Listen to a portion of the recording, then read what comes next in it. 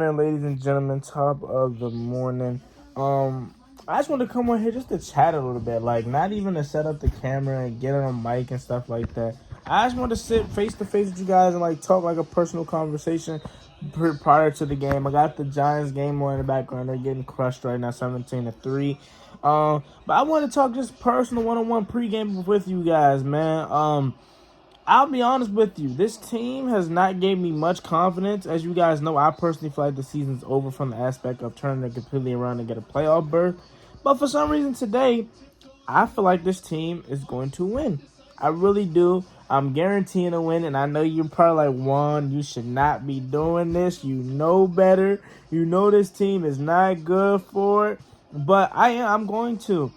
I'm going to guarantee a win. I didn't do a preview video because I just wanted to test this out today to see how will my video do if I upload it on the same day as the game. As you guys know, 1 p.m. I'm starting to stream at 12:45, but you guys know I'll be doing a live play-by-play too.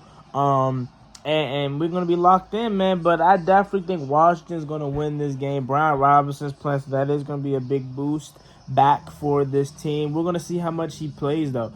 They may not play him a lot. I obviously think they're going to have him on a pitch count for two reasons. Because, one, they want to work him back in there. It's his first game. And then, two, we got a game on Thursday, and they're going to want him there for that game, too. So they're not going to play him too much today. At least that's what I don't think they're going to do. But if Brian Robinson looks good, and he's getting 5, 6, 7 yards of carry, then they're going to keep him in there and probably eventually go away from the pitch count. But I think to at least start the game, he is going to be on the pitch count.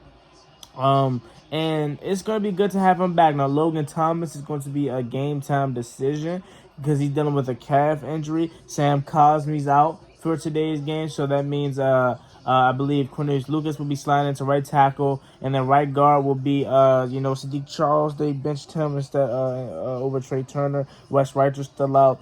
So Sadiq Charles is going to get the start there. I'm excited about that. See what he can do. Chris Paul is going to be his backup.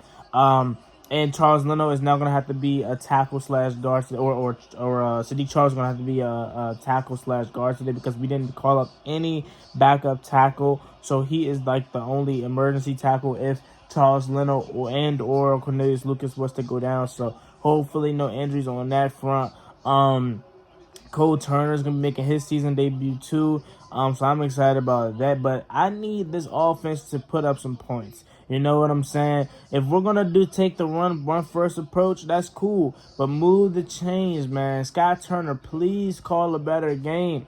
You know what I'm saying? Stop being so predictable. Stop being so scared. You know what I'm saying? If it's 1 minute and 6 seconds left in the first half again and you got 2 timeouts, go for the juggler. At least get 3. Try to actually go get points. Don't just hand it off, run the clock down. That just shows you got zero faith in Carson Wentz. This is a new week to prove yourself. This is a new week to get back. This is a new week to get back on track. As much as I feel like the season's over as far as turning around from the playoffs, I'm hoping that I'm wrong. I'm hoping that we starting today is the start of a massive win streak and Washington ends up winning a lot of games. I still want that, and I still hope for that. You know what I'm saying? So Scott Turner, better game call. You know what I'm saying? Get your playmakers involved. Jahan Dawson's not playing today. So you got to find a way to get Terry McLaurin the ball more and often. Curtis Samuel, I believe he's going to be playing, even though he was dealing with the sickness all week.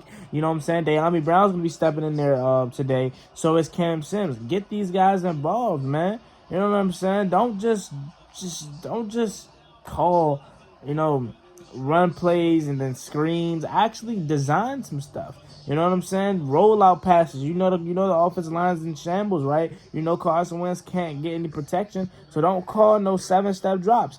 Call some bootleg rollouts. Get Carson Wentz on the move, away from the pressure, and call and design routes for down the field. You know what I'm saying? Obviously, if they're going to be heavily blitzing today, which I don't think they're going to be doing, because I still didn't check the status of Bud Dupree, but I know Big Jeff Simmons, as Louis T likes to say, is going to be playing, and he's going to be a hell of a person to try to block. I am at least happy, and I don't like injuries, but at least Harold Landry isn't playing, so we don't have to worry about that. But I don't know the status on Bud Dupree, but they got some ballers on that defensive side of the ball, man. Bud Dupree, like I said, Jeffrey Simmons, Harold Landry's not playing, but they got Caleb Farley, Kevin Byard, who's one of the best safeties in football. They got some pieces on that defense. Let's not sleep, but I definitely think we can take advantage of it. You know what I'm saying? I think we can actually have time today to actually get the ball off, and Scott Turner may be able to go back to his actual offense because he may not be getting pressured as much. But then again, we never know. You know what I'm saying? For the simple fact that this offensive line may be worse with the new pieces in it, but I doubt that. I feel like it's going to be better. We're going to be able to have more athletic guys up front like Sadiq Charles instead of Trey Turner. So that should be good to watch. And then Cornelius Luke is going to be much more healthier than a Sam Cosmi, because Sam Cosmi, you know, he's been hurt and he's been trying to force it. So we should be much better up front. But again, we don't know yet. We got to wait and see. And then as far as keys to victory, man, we got to get out to an early lead. We got to actually score points. You know what I'm saying? We got to get stops on third down. We got to fluster Ryan Tannehill, force him into decisions he doesn't want to make. You know, Ryan Tannehill is easily flustered, man. You know what I'm saying? But he can, if you give him time, he can find his receivers. He can extend plays with his legs. Obviously, they got Derrick in the backfield, who's still one of the best running backs in football, who could easily go off for 125 today and 2 touchdowns. So we got to nip that in the bud early. We cannot allow Derrick Henry to get his groove, or it's going to be a long day for Washington. As far as their pass catchers, it's not really no one that scares me. They got Robert Woods, but really, what else? You know what I'm saying? No Treylon Burks is out. He's out today. So they're going to be missing their first-round rookie like we're going to be missing out. So outside of really Robert Woods, who else is a threat on that offense? Maybe Chig or Kungwu from Maryland. But other than that, not really no one that scares me through the air. So this game could be a very, very quick game because both teams are going to rely heavily on a run. And that could be going by fast. And this game could very well end up being 16-10, 20-23, 20-16 kind of victory for Washington. And that's what I'm leaning more towards, is like one of those kind of games.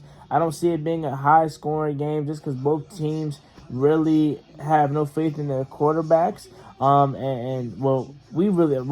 Us don't really have faith in our quarterbacks. Tennessee, for the most part, they just don't have any weapons. You know what I'm saying? Outside of Robert Woods, so they probably don't want to put the ball in Ryan Tannehill's hand.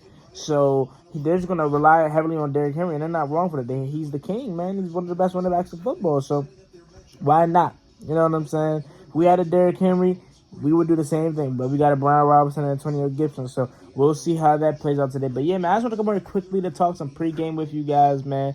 We got to be able to shut down Derrick Henry. Obviously, we know he's going to get his, but if we can hold Derrick Henry to 75 on 15 carries or 20 carries, that's good. I'll take that. But if it's 105 for 15 carries and 2 touchdowns, or 120 for 21 carries and a touchdown or 2, then that means we lost, because if Derrick Henry goes off, we have no chance. But this run defense has been better as of late. Deron Payne, Jonathan Allen playing like studs. So we should be fine. But we'll see. As always, I had the optimism before every game, but then around 4 or 5, I'm crushed. So hopefully that's the change for today, and hopefully we get this when we're at home. So let's see what we do. So my final score prediction for this game is going to be Washington wins 20-16, like I said. And we're going to improve this 2-3 and have a quick turnaround because we got the Thursday night game versus the Bears. So I want you guys about this video. Stay tuned for the live stream, kicking it off at 12:45. May have a special guest joining me for the stream at 12:45. So stay tuned for that. See you guys soon, man. It's me, boy One Gotti. Peace. Cross me one time, that's gonna get you popped.